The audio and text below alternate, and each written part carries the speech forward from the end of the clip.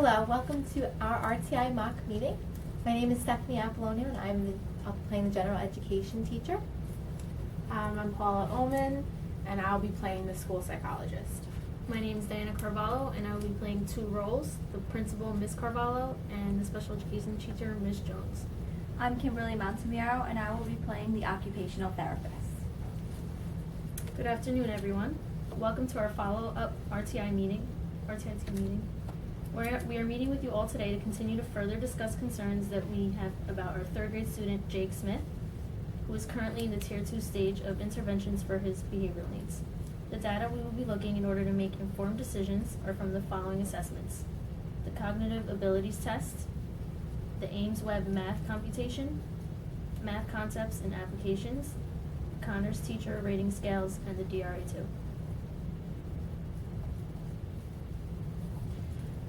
The purpose of this meeting is for all of us to work together to come up with practical ideas to help the student to be more successful in school. My name is Miss Ullman, and I am the facilitator for today's meeting. The recorder is Miss Montemiro. She's the occupational therapist in our school.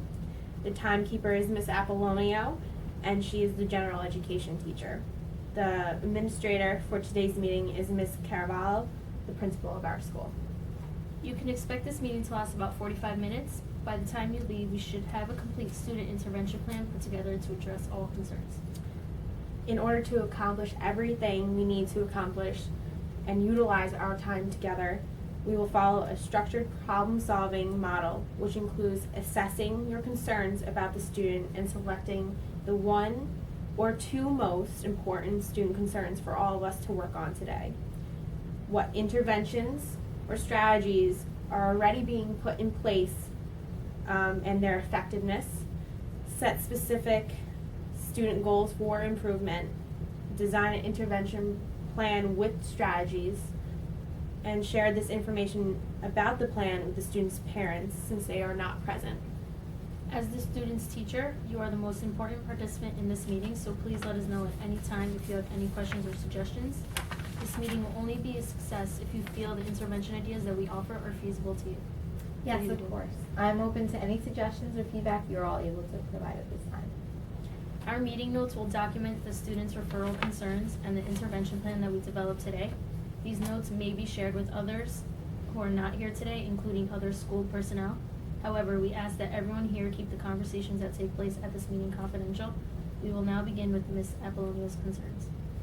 Well, thank you for joining us today. My main concern is that Jake's behaviors have not been improving. It continues to not only affect his academic work, but it also disrupts the concentration and academic work of the other 23 students in my class. With the diagnosis of Jake's ADHD, I have observed many oppositional defiant behaviors in and outside of the classroom. They are extremely difficult to manage while the other students are trying to complete their work. So, what behaviors have you continued to see in the classroom? Well, I continue to witness Jake's chronic aggression towards his classmates. He has frequent outbursts due to frustrations, especially when others overstep his personal space. I have been tracking these outbursts and any other disruptive behaviors in my data collection binder, which I have brought with me today, as well as my anecdotal notes, which are based on the events and discussions that I've had with Jake and the other affected students, my observations of him in the classroom. So, for example, the week of November 4th, Jake had an average of 3 to 4 outbursts that day, and usually they lasted anywhere between 5 to 10 minutes. These outbursts mostly occur when he does not want to partake in certain independent activities or when he's asked to stay on task and to stop whatever distracting behavior he is doing. Other behaviors that I've witnessed are Jake's tendencies to argue with myself and the other teachers in the classroom, or when he is at a special. So he also has a tendency to ignore the requests of his teachers, and he persists with intentional disruptions, such as making silly noises or movements. Thank you for sharing with us. As discussed in our previous meetings, these behaviors are very common with oppositional defiant disorder, ODD, often as a result of ADHD. What attempts have you made to alleviate these behaviors? Well, I have made many attempts to move Jake when necessary to other areas of the classroom during instructional time.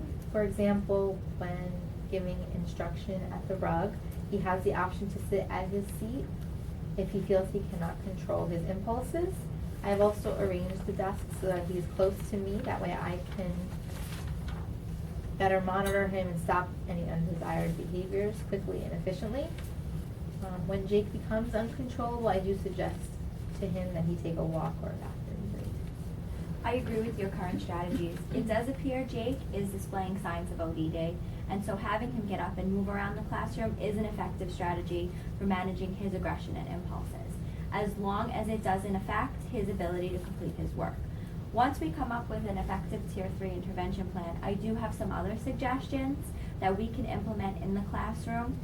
We will monitor Jake's progress as he responds to the interventions that we have you implement. That would be great to discuss when designing the intervention plan. Why don't we take a look at how Jake is doing academically? Ms. Jones, can you share the data from Jake's assessments? Sure, let's discuss his progress thus far in third grade. Yeah. After administering various assessments over the summer and beginning of the year screening process, I have the result scores for these assessments, which gives an idea of Jake's academic strengths. On the cognitive abilities test, Jake scored above the 90th percentile in the verbal and quantitative reasoning subtests, which is indicative of his academic strengths. During the fall universal screening, Jake's performance on the Ames Web Math Computation and Math Concepts and Applications subtests showed he was well above average compared to the national norms. According to the developmental reading assessment, I assessed Jake's independent reading level at a level 30, which is slightly above where the incoming third grade should be in the fall. Well, it does not surprise me, as I've seen Jake turn in excellent work when he's actually able to control his behaviors and get his work done, but on the occasions where he has an off day, you can see how his behaviors would affect his academic work. Ms. Carvalho, should we have Ms. Ullman share the data she has collected?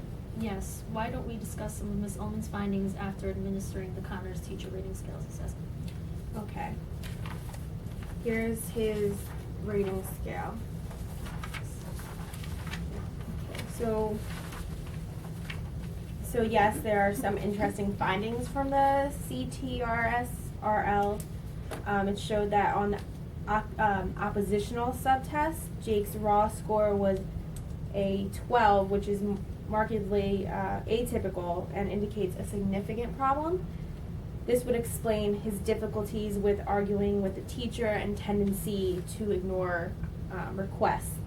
His raw score for the hyperactivity subtest was an 11, which was also atypical and cause for concern, as we know he's medicated for ADHD due to his difficulty sitting still, inability to stay on task, and restless and impulsive behaviors. Another subtest Jake was assessed on was the emotional lability subtest, in which his raw score was a 6. This is moderately atypical, which relates to his emotional state and how he can get angry easily. The last subtest that showed atypical signs of a potential problem was Jake's score for socialization. His raw score was a 13, which is mildly atypical, showing signs of a possible problem where he has few friends and may sometimes feel emotionally distant from peers. Well, I feel that these results have painted a general picture of what I'm seeing in the classroom. There definitely needs to be put in place other interventions to help Jake cope in the classroom with his teachers and his peers. Thank you for sharing this data with us. I think it is time for us to discuss the Tier 3 behavioral intervention plan that needs to be put in place in order for Jake to function in the general education classroom with his peers. Ms. Apollonio, what goals do you have for Jake after discussing your concerns and analyzing the data? Well, as his general education teacher, my goals for Jake would be to better control or manage his aggression and impulses in a positive way. In addition, Jake's ability to follow directions and not engage in argumentative discussion should be improved. I have some suggestions that I feel will greatly improve Jake's ability to control his distractible movements and impulsivity. I would like to provide him with a therapy cushion, which will allow Jake to move around in his seat without creating distraction for his classmates. We will also give him a stress ball. This will help when Jake is feeling uncomfortable. He can squeeze the ball and release his frustrations so that he does not have to act out in class. Having a hand signal with Jake, some gesture that he can provide you when he's starting to feel like he's going to act out. It can excuse him from the classroom. He can get up and walk around. This will let you know how he's feeling and allow him to get up and just take a breather. And also a quiet corner. If Jake is feeling like the classmates are too much and invading his personal space, he can get up and work quietly in the corner of the room. Well, thank you. I think these are great recommendations, and I would love to give Jake access to these accommodations as soon as possible. I'm interested to see how they can help Jake's distractible movements and his impulsivity. How often do you feel that you should meet with Jake one-on-one to discuss his progress and how he's doing with the accommodations provided? I believe meeting with Jake once in the 6-day cycle would be sufficient at this time for a 30-minute period. Well, I definitely think that would be helpful. Let's see how he does, and then we can reevaluate if necessary in a few weeks. Thank you, Ms. Montemuro, for your recommendations. Since Ms. Apollonio agrees with your plan, let's put it into action as soon as possible. Now, Ms. Ullman, what are your recommendations for Jake in terms of his behavior modification plan? So we will be trying to attain the behavioral goals that will be put into place as we enter Tier 3 of the RTI process. This will require an intensive intervention plan to help Jake control his behavior, aggression, and impulses in and out of the classroom setting.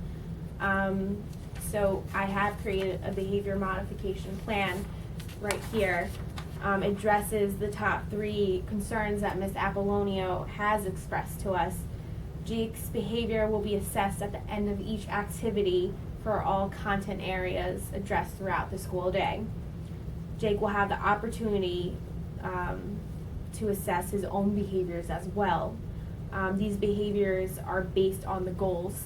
One, whether or not he was able to follow directions or requests without having to engage in an argumentative discussion.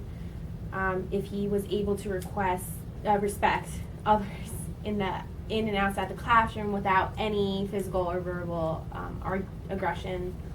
If he can participate appropriately by not disrupting the class with his impulsivity, such as screaming or making silly sounds in the middle of the class, running across the room, or banging his chair against the floor aggressively. The student will physically see this chart that you see here after each academic domain has been completed, and he will converse with the teacher about his behaviors.